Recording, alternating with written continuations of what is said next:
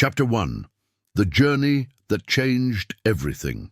The Alvarez family never imagined that a single decision would alter the course of their lives forever. What began as a hopeful move soon turned into a test of endurance, faith, and fear. Javier Alvarez accepted a job offer in India, believing it would bring stability, better pay, a new beginning, an adventure for his family. Lucia, his wife, felt uneasy but supported him. Their children, Mateo and Sofia, were curious and excited. None of them truly understood what awaited them. The flight felt endless. Time stretched between continents and expectations. When they finally landed, the heat wrapped around them instantly. The air was heavy, unfamiliar. The city moved at a rhythm they didn't understand yet. Car horns echoed constantly. People stared openly. Languages blended into noise. India did not welcome them gently. It confronted them immediately.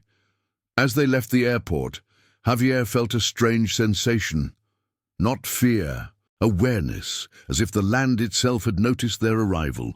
Lucia squeezed his hand without knowing why. And somewhere in the crowd, unseen eyes followed them. The journey had begun. Chapter 2. First Impressions. Their new home stood on a narrow street filled with movement. Vendors shouted from dawn until nightfall. Animals wandered freely between cars. The house was old but solid. Its walls held stories they could not hear yet. The landlord smiled too little. He spoke carefully, choosing words, warnings disguised as advice. "Respect the neighborhood," he said. "Listen more than you speak." Lucia noticed symbols painted near the door. Faded, intentional. Mateo felt uncomfortable sleeping the first night. Sofia complained of strange smells, incense, smoke, something metallic beneath it all.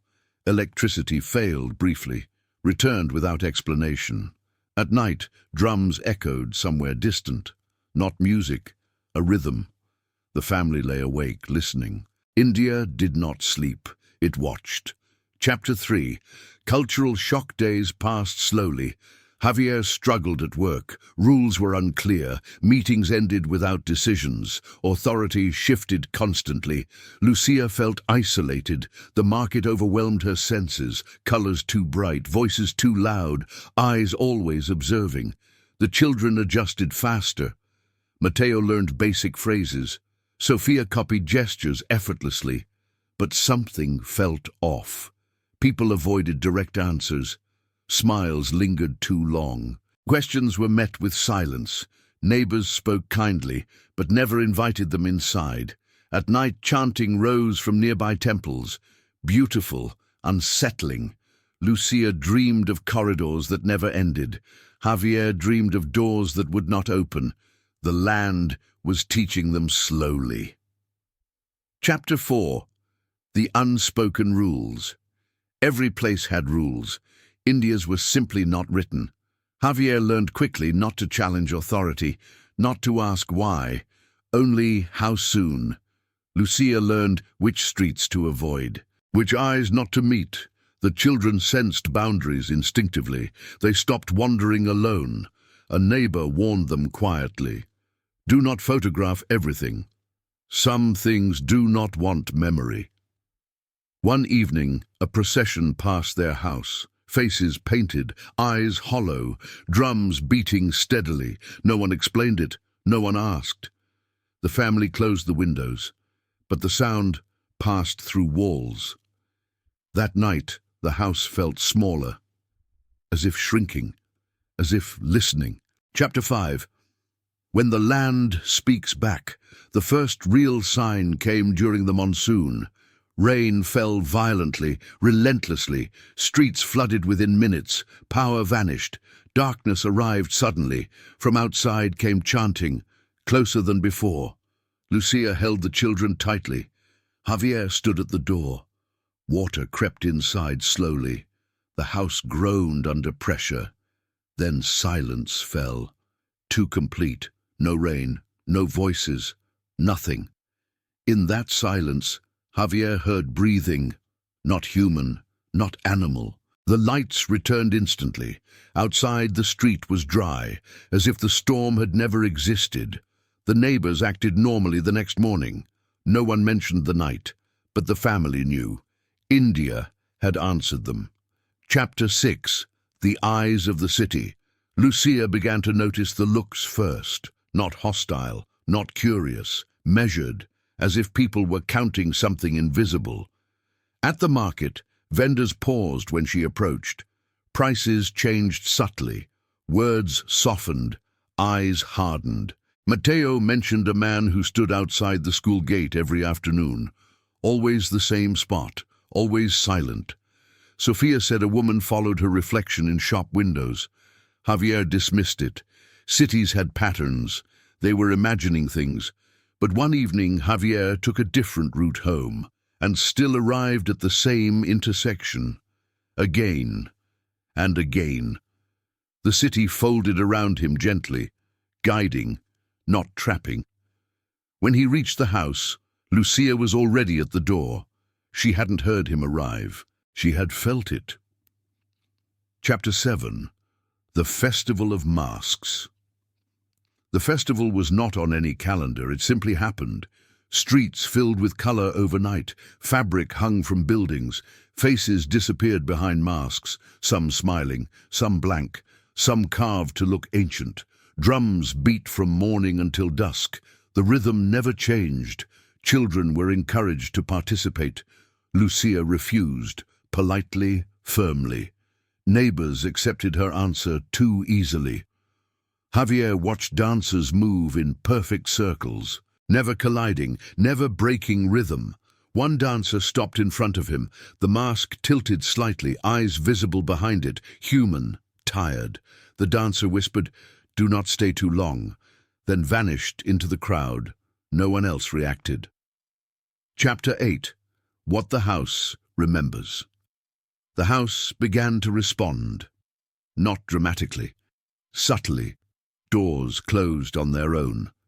Floors creaked only under certain footsteps. At night, Lucia heard whispers through the walls, not voices, echoes, as if memories were replaying themselves. Sophia drew symbols she couldn't explain, shapes older than language. Matteo stopped sleeping in his room. He said it was crowded, though nothing was there. Javier found an old mark beneath peeling paint. A handprint, smaller than an adult's, pressed inward, not painted, imprinted. The house had not been built, it had been used. Chapter 9. The Warning. The warning came from an unexpected place. An elderly man selling tea on the corner. He had never spoken to them before. That morning he looked directly at Javier. "Some journeys are invitations," he said. "Others are permissions." Javier asked what he meant. The man shook his head slowly. "You crossed correctly," he said, "but you stayed." Lucia felt cold despite the heat. The man poured tea carefully, spilled none. "Leave before the land learns your names," he added. That night, the children slept deeply. Too deeply. Lucia checked their breathing repeatedly. The house felt satisfied. Chapter 10. Choosing to stay, Javier received a promotion. Unexpected, unquestioned. More money, more responsibility, less explanation. Leaving would mean starting over again, Lucia argued quietly, urgently. The city had shown them enough.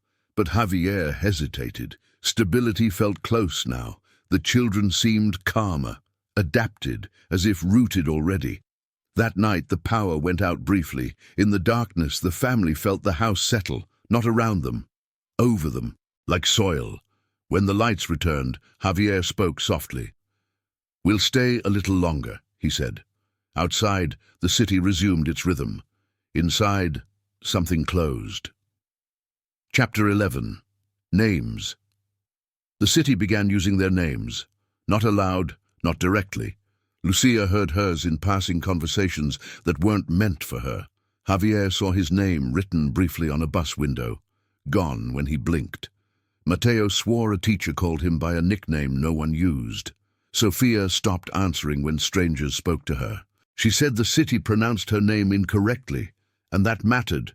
Names carried shape here. Weight. Once spoken enough times, they settled. Lucia started avoiding introductions, avoiding signatures, avoiding eye contact. But paperwork multiplied anyway. Documents appeared already filled, their names printed cleanly. Perfect handwriting, the city no longer asked who they were. It had decided. Chapter 12. The Other Family. They noticed the absence before they noticed the replacement. The house across the street emptied quietly. Furniture removed overnight, no moving truck, no goodbye. By evening, another family lived there. Same number of people, same routines, different faces. The mother smiled too widely. The father never spoke. Their children played the same games Matteo and Sofia once had, in the same spots, at the same times. Lucia felt a sharp familiarity, as if watching a rehearsal. The neighbors treated them as if nothing had changed, as if continuity mattered more than identity. That night, Sofia asked, "Are we the first version?" Lucia had no answer. Chapter 13. Resistance. Lucia tried to resist deliberately. She changed routes, schedules, habits. The city adjusted faster, traffic lights shifted. Streets curved subtly, appointments rescheduled themselves. She stopped wearing traditional clothing, then stopped wearing bright colors, then stopped choosing outfits at all. They were always appropriate. Javier grew quieter, more aligned. He spoke of efficiency, of harmony, of learning to listen instead of react. Lucia felt something slipping, not love, recognition. Javier still saw her, but through the city's eyes now, as something that needed calming. Correction. Chapter 14. The Ceremony Without Witnesses. The ceremony happened without announcement, no crowd, no celebration, just a door opening that had never existed before. Inside, a room with no corners. The air smelled old, not decayed, experienced. An elder spoke briefly. Not to them. Around them, words were unnecessary. The city had already observed enough. Hands were pressed gently against the floor. Lucia resisted. The ground felt warm, responsive. Javier complied immediately. The children followed instinctively. The moment passed quickly, too quickly. When they returned home, nothing looked different. But Lucia knew. They had been acknowledged. Chapter 15. Belonging. Belonging did not feel like comfort. It felt like silence. Arguments stopped forming. Questions dissolved before being spoken. The city stopped pushing. It no longer needed to. Javier slept peacefully for the first time in months. Matteo stopped asking about leaving. Sofia began correcting Lucia gently. "Not like that," she would say, as if Lucia were new. Lucia stood at the window one night, watching the city breathe, lights pulsing slowly, in rhythm. She understood then. The city did not trap people. It trained them, and those who learned quickly suffered less. Lucia closed the curtain and listened. Chapter 16. The City Teaches. The city became patient. It no longer rushed them. Lessons arrived subtly. A missed bus that forced reflection, a closed shop that redirected hunger. Every inconvenience carried instruction. Lucia began to notice patterns, not coincidences, design. When she resisted less, things flowed. When she questioned, obstacles appeared. Javier embraced this understanding fully. He spoke of balance, of systems larger than individuals. Matteo excelled in school without studying. Teachers praised his integration. Sofia stopped drawing houses. She drew streets instead, endless streets. Lucia realized the city was educating them, not academically, behaviorally. Chapter 17. Memory loss. Memories began to soften. Edges blurred first. Lucia struggled to recall their old home clearly. The smell of their previous kitchen faded. Javier forgot neighbors' names. Matteo forgot the language they once spoke at home. Sofia forgot forgetting. Photographs resisted the change longer. But even they shifted. Backgrounds altered. Skylines replaced landscapes. The past updated itself. Lucia clung to one memory desperately. The moment they arrived, the sense of wrongness, she repeated it silently, like a spell, like a warning. The city noticed. Chapter 18. Correction. Correction came gently. A meeting at Matteo's school, a conversation with local officials. Words like adjustment and alignment were used. No accusations, no threats, just concern. Lucia was advised to rest, to stop overthinking. The city offered solutions, meditation spaces, community gatherings, structured routines. Javier encouraged compliance. He wanted peace. Sophia watched silently. Later that night she whispered, "You're too loud inside your head." Lucia felt chilled. That was something she used to say, before the city taught Sophia better. Chapter 19.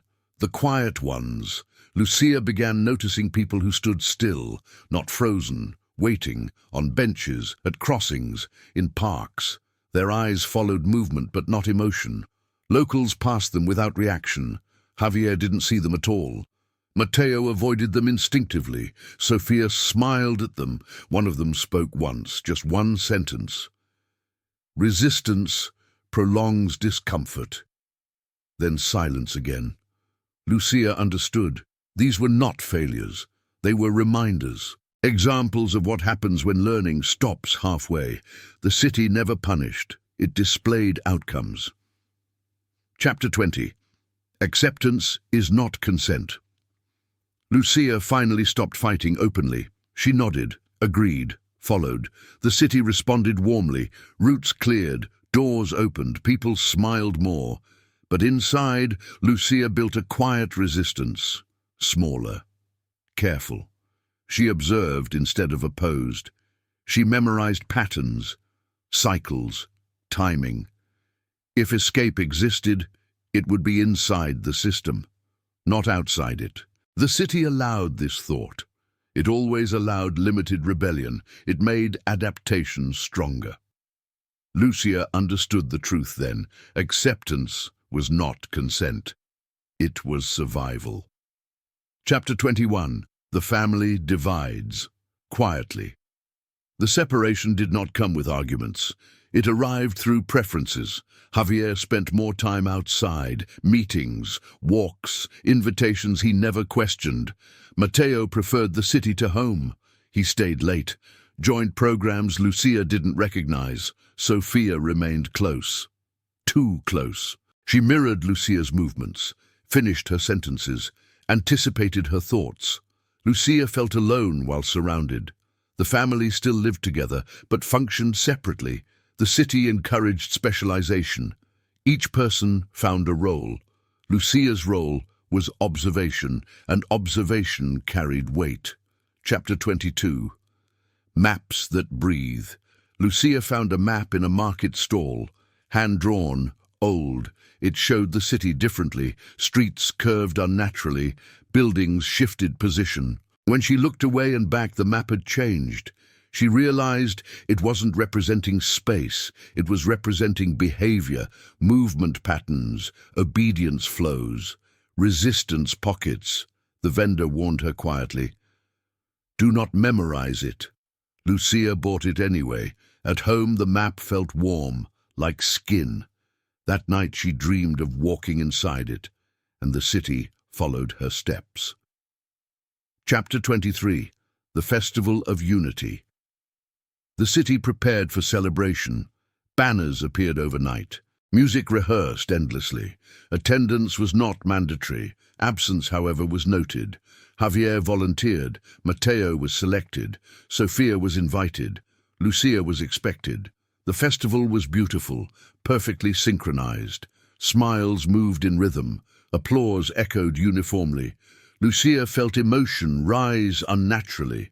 Pride, belonging. She fought it quietly. At the center of the square, the quiet ones stood motionless, decorated, honored. Examples of perfect stillness. The crowd applauded longer for them. Chapter 24. The Question That Broke Timing. Lucia asked a question she shouldn't have, not loudly, not publicly, just once, to a coordinator. What happens if someone leaves? The answer came too quickly. They don't leave. Silence followed, not awkward, corrective. Time felt delayed afterward. People moved half a second late. Sounds arrived before actions. Sophia squeezed Lucia's hand. Hard. "Stop," she whispered. Lucia realized then. The city didn't fear questions. It adjusted around them. And adjustment always cost someone something. Chapter 25. The Shape of Escape. Escape revealed itself indirectly, in inconsistencies, moments where the city overcorrected, a street repeating twice, a voice overlapping itself. Lucia mapped these fractures mentally. The breathing map confirmed them. There were exits, not physical, behavioral. You couldn't leave by walking away. You had to move incorrectly, at the wrong time, with the wrong intention. Lucia understood the risk. Escape wouldn't remove her. It would redefine her. The city wouldn't chase her. It would let her go, and forgetting would begin immediately. Chapter 26. Practicing incorrectness. Lucia began practicing mistakes. Small ones. Safe ones. She paused when she should walk, turned left when crowds turned right, answered greetings a beat too late. The city reacted subtly. Lights flickered. Schedules adjusted. People corrected her without words. Sophia noticed first. Her smiles tightened. Javier grew distant. Mateo stopped coming home entirely. Lucia understood the rule now. Incorrectness created friction. Friction exposed seams. At night, she stood still while the city moved, and for the first time, the city hesitated. Chapter 27. The Child Who Stayed Aligned. Sophia stopped questioning anything. She woke before alarms, finished tasks before requests. Her teachers praised her silence. Her posture improved, her handwriting changed, cleaner, more uniform. She corrected Lucia gently. "Don't do that," she said often, not angrily, protectively. Lucia realized Sophia wasn't choosing alignment. Alignment was choosing Sophia. The city loved children who listened early. That frightened Lucia more than resistance ever had. Sophia no longer dreamed aloud. She slept deeply, perfectly, as if held by something vast and patient. Chapter 28. Javier's Promotion. Javier returned one evening smiling. Not relieved, not happy, resolved. He had been offered permanence, a role with stability, influence, expectation. "You could stop worrying," he told Lucia. "The city works." Lucia searched his face. The hesitation was gone. In its place, clarity. She realized Javier hadn't surrendered. He had been optimized. That night he rearranged furniture slightly, improved flow, reduced friction. The apartment felt foreign afterward. Efficient. Lucia slept poorly. The walls listened too closely now. Chapter 29. The Quiet Exit. Lucia found the exit by accident. A staircase used only during emergencies. No signage, no guards. It existed only when ignored. She walked past it daily, never saw it. One night, practicing stillness, she noticed the absence. An empty vertical space in the building's logic. She tested it. The air felt thin, unclaimed. She told no one, not even Sophia. Escape required asymmetry. Love created patterns. Patterns were tracked. Lucia prepared quietly, memorized the fractures, became invisible within them. Chapter 30. Leaving without movement. Lucia did not pack. Packing implied departure. She dressed normally, followed routine until it broke. At the staircase, the city paused again. Lights dimmed slightly. A correction attempted itself, failed. Lucia stepped into the space between intentions. She did not walk away. She stopped belonging. The city recalculated instantly. Her name dissolved from schedules. Her image softened in memories. Above, Sophia slept peacefully. Javier worked late. Mateo remained undefined. Lucia felt grief arrive late, muted, distant. Behind her, the city closed gently. It did not chase her. It never needed to. Chapter 31. The city after her. The city adapted quickly. It always did. Lucia's absence registered as a correction, not a loss. Neighbors forgot details first. Her voice, her timing, her place at tables. Photographs blurred subtly, not erased, softened. Javier noticed changes in efficiency. Commutes improved, meetings shortened, a space had been removed, the system approved.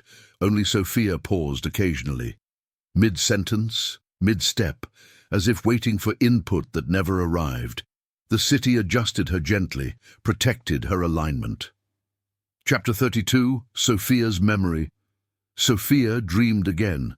Not images, sensations, wind that didn't belong, stairs without purpose, a stillness that felt warm. She woke, unsettled. Her schedule corrected the feeling quickly. School, tasks, praise. But sometimes she hesitated before speaking, a fraction too long. Teachers noticed, reports were filed, nothing severe, just observation. At home, Sophia asked once quietly, "Did we lose something?" Javier didn't answer. The question dissolved. But not completely. Something remained unsmoothed. Chapter 33. Mateo remains undefined. Mateo never fully integrated. The city tolerated him. Barely. He moved too unpredictably, changed routes, missed cues. Systems dislike variance, but variance also confused them. Mateo worked temporary jobs, avoided permanence. He sensed the city's pressure instinctively, never naming it, never confronting it. One night he stood where Lucia once paused. He felt the fracture, but did not enter. Not yet. He understood something essential. Leaving required subtraction. He still carried too much. Chapter 34. Lucia elsewhere. Elsewhere was not a place. It was absence of correction. Lucia learned slowly. She waited, listened, learned how not to belong again. People did not move efficiently here. Schedules conflicted. Mistakes accumulated harmlessly. It felt loud, chaotic, alive. She struggled at first. Freedom had no structure, no approval, no feedback, only consequence. She dreamed differently now, not of cities, of edges, of incomplete maps. She knew the city still existed, watching, but it could not reach where she no longer aligned. Chapter 35. What remains? Years passed unevenly. The city continued refining itself. Better systems, cleaner flows, fewer anomalies. Sophia grew into precision, Javier into reliability, Mateo into distance, Lucia into something untracked. Sometimes when cities slowed, during blackouts, storms, failures, people felt it, a hesitation, a warmth, a wrongness that felt right. They never named it. Naming attracts correction. But somewhere, in pauses and fractures, Lucia existed as proof that systems could be exited, not by force, but by refusing alignment, and the city, flawless and patient, waited for the next one.